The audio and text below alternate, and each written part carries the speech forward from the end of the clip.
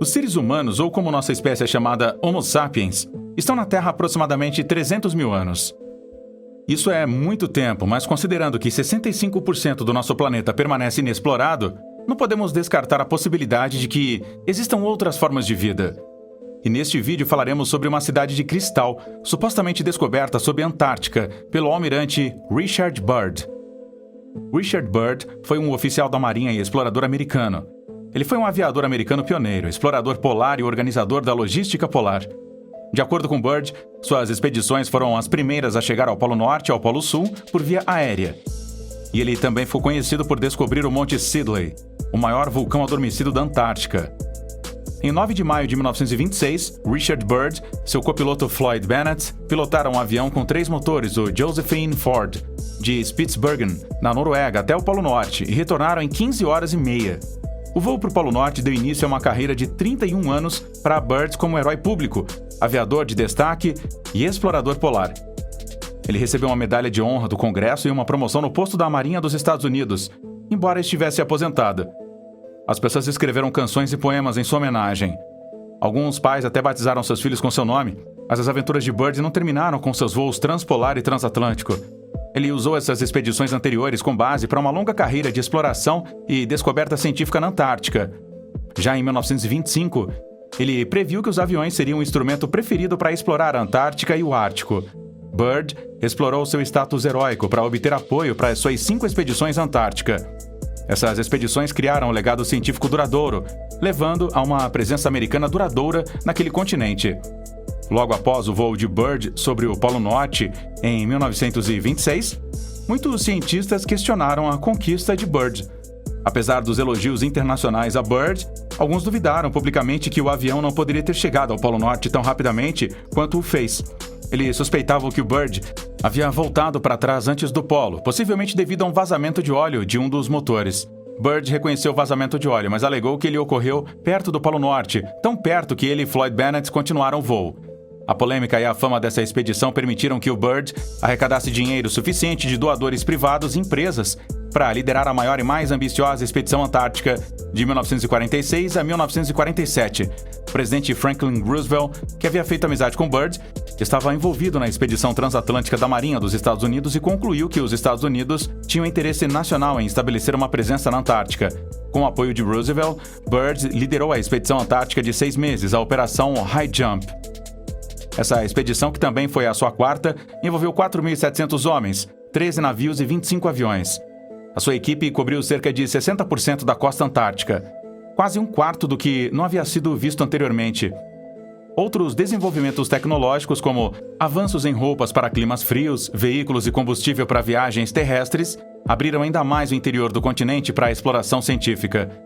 O objetivo da expedição pode ser categorizado em 3 metas amplas: treinar pessoal e equipamentos em condições antárticas, consolidar e expandir as reivindicações dos Estados Unidos na Antártica, investigar possíveis locais para bases dos Estados Unidos e desenvolver técnicas para o estabelecimento e a manutenção e, por fim, ampliar o conhecimento científico da Antártica. A Operação High Jump foi principalmente um exercício militar que utilizou um grande número de embarcações navais e aeronaves para mapear e tirar fotografias aéreas de uma vasta área da Antártica. A Operação High Jump foi breve, mas desde 21 de outubro de 1955 contribuiu significativamente para futuras expedições antártica, para o desenvolvimento de uma legislação antártica permanente e para o entendimento e a boa vontade científica internacional. Você deve estar se perguntando como isso se relaciona com uma antiga cidade alienígena. Acredita-se que há uma abertura para o centro da Terra, na Cordilheira do Alasca, e que esse era um ponto de entrada e saída para discos voadores. A teoria é que Byrd voou para a Terra Oca na Operação High Jump e descobriu uma cidade de cristal sob a Antártica. A teoria da Terra Oca evoluiu, mas a crença central universal dos teóricos da Terra Oca é que a Terra é oca. A crosta da Terra é a casca externa e, embutida nessa crosta, alguns quilômetros abaixo de nós, está o centro de gravidade, onde a gravidade é invertida. Abaixo da parede planetária existe um mundo totalmente novo com seus continentes e o Sol central. Um habitante desse mundo supostamente exuberante e quente, desde alienígenas cinzentos grandes e magros e culturas antigas, como os Vikings da Groenlândia, até nazistas fugindo das forças aliadas após a Segunda Guerra Mundial. Após a morte de Bird, foram descobertas transcrições de seu diário e cadernos escritos à mão. Muitas fontes afirmam que o seu filho foi quem descobriu o diário. Na realidade, o diário foi descoberto pelo arquivista da Universidade Estadual de Ohio, Raymond Goerler, em 1996, quando ele estava catalogando os documentos de Bird para a universidade. Em seu diário, Bird registrava os preparativos para suas expedições. Ele usava como um bloco de mensagens para se comunicar com seu piloto quando o barulho alto dos motores do avião impossibilitava a comunicação verbal. Bird também escreveu seus cálculos de navegação. Fotografias dessas páginas cruciais também são apresentadas no livro, juntamente com uma cópia do relatório oficial de Bird sobre a expedição para a National Geographic Society. Seu diário não era para inspeção pública, mas sim um caderno particular para registrar os seus pensamentos e observações sobre si mesmo, seus colegas e rivais, sua família e o estado de sua carreira. Muitas fontes fazem referência a esse diário por sua descoberta de uma cidade cintilante de arco-íris feita de cristal sob a Antártica. De acordo com essas fontes, formas de discos voadores o conduzem ao solo. Ele é escoltado para uma área oca e encontra um ser extraterrestre ao qual ele se refere como o mestre em seu diário. O mestre supostamente está desapontado com o que os humanos fazem com as armas nucleares e diz a Bird que espera que os humanos parem com isso. Esse suposto relato de seu diário é particularmente significativo para os pesquisadores de OVNIs, pois os avistamentos modernos de OVNIs começaram logo após a Segunda Guerra Mundial. Bird foi supostamente levado para um complexo de governo após a expedição e foi instruído a não falar publicamente sobre sua descoberta, pois se tratava de informação confidencial. Por mais que odiemos desapontá-lo, não há atualmente nenhuma evidência de que Bird tenha descoberto uma civilização secreta em suas expedições como alegado. Seu diário contém apenas registros de suas expedições de 1925 a 1927, ou seja, a expedição à Groenlândia, o voo ao Polo Norte e o voo transatlântico. A única coisa que ele descobriu na Operação Jump foi o Monte Sidley, um vulcão. Essa expedição, no entanto, alimentou e fez circular teorias da conspiração, que desmascararemos em breve. Um exemplo é a teoria da Terra Oca, que acredita que o centro da Terra abriga uma civilização secreta. Um programa chamado Polar Archives, que coleta e preserva documentação relacionada à exploração das regiões polares do mundo, entrou em contato com o Byrd Polar and Climate Research Center para obter uma resposta sobre a teoria da Terra Oca. A resposta diz o seguinte: embora teorias questionáveis tenham sido propostas no passado e continuem a ser sugeridas no futuro, a ciência, por sua própria natureza, tem uma maneira de eventualmente descartar ou refinar essas teorias. Algumas teorias questionáveis parecem a princípio bastante plausíveis, como a Terra ser plana, até que uma evidência esmagadora seja descoberta. Na ciência, as afirmações devem ser refutáveis e baseadas em observações do mundo natural. Esses dois componentes subjacentes existem desde, pelo menos, a época de Sir Francis Bacon, nos anos 1500 e 1600. Da mesma forma, as afirmações aceitas na ciência são determinadas, em última instância, pelo consenso dos colegas, ou seja, os especialistas que trabalham em uma determinada disciplina científica. Esse processo ocorre quando os cientistas criam pôsteres e palestras para conferências que, em última análise, resultam em conversas, com manuscritos que acabam sendo enviados a periódicos revisados por pares. A publicação faz parte do processo de aceitação de uma afirmação na comunidade científica.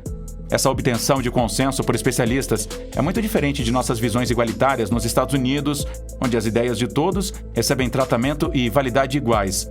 Na ciência, os especialistas determinam as afirmações aceitas, geralmente chamadas de fatos fora da comunidade científica, na disciplina em que trabalham.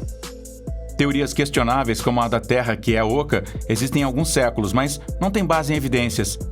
Na verdade, elas são facilmente refutadas por dados de satélite, além de relatos de muitas pessoas, incluindo muitos pesquisadores do estado de Ohio, que viajaram tanto para o Ártico quanto para a Antártica. No entanto, essas teorias persistem, muitas vezes com teorias conspiratórias associadas, segundo as quais as evidências fotográficas são fraudulentas e os militares não permitem que as pessoas visitem a Antártica. Semelhante à caça às bruxas em Salem, essas alegações não se baseiam em evidências e geralmente são promulgadas por pessoas que declaram abertamente que são irrefutáveis. Portanto, essas alegações são inerentemente não científicas. Embora isso não agrade ao nosso senso de igualitarismo de ideias na vida cotidiana, a ciência se baseia em evidências, então pesquisas anteriores e na sabedoria também de especialistas. A ciência, como um processo, se esforça para eliminar rigorosamente teorias mal formadas, como as teorias da Terra plana e da Terra oca. Além dos séculos de evidências apresentadas contra essas teorias questionáveis, nenhuma evidência científica foi encontrada nas coleções dos arquivos polares. Alguns arquivos até afirmam ter encontrado uma coleção de imagens extensas e convincentes de fotos nunca antes vistas e altamente secretas das muitas missões de Byrd. Elas retratam provas concretas de toda uma civilização esquecida, sua arquitetura, artefatos, tecnologias e muito mais. Uma nota no final do artigo diz o seguinte: certos elementos dessas imagens podem ter sido aprimorados ou gerados por inteligência artificial para fins de qualidade. O artigo tem um link para um livro chamado Mysterious Antarctica, publicado pela Lost Books, no Canadá. Uma equipe de verificação de fatos, a Reuters, entrou em contato com a Lost Book e recebeu uma resposta de Tim Boucher, que criou as imagens e confirmou que elas foram geradas pelo DALL-E 2 da OpenAI. A marca d'água pode ser vista no canto inferior direito das imagens. O DALL-E é um sistema de inteligência artificial que cria imagens e arte realistas a partir de uma descrição em linguagem natural. Boucher diz que optou por deixar as marcas d'água nas imagens porque o objetivo do artigo do Medium, do livro e das imagens é satírico e educativo. O texto do livro eletrônico também é cerca de 50% gerado por inteligência artificial, usando modelos de inteligência artificial chamado Farsec e GPT-NeoX. Nesse caso, por que publicar esses artigos se eles são falsificados? O objetivo de Boucher era que as pessoas questionassem suas crenças e examinassem suas suposições sobre como os seres humanos podem usar essas novas tecnologias para causar danos. Ele queria mostrar como a desinformação funciona, usando exemplos do mundo real em tópicos pouco prejudiciais, como civilizações perdidas na Antártica. E aí está. O veredito é que Richard Byrd não encontrou uma cidade de cristal durante a sua expedição, mas não podemos negar que essa teoria é instigante. Apesar da falta de evidências para essa teoria, isso não quer dizer que os seres extraterrestres não existam. Certamente temos muito mais a descobrir sobre nosso planeta. E claro, obrigado aqui por assistir até o final. A gente se vê no próximo vídeo, hein? Um abraço. Tchau!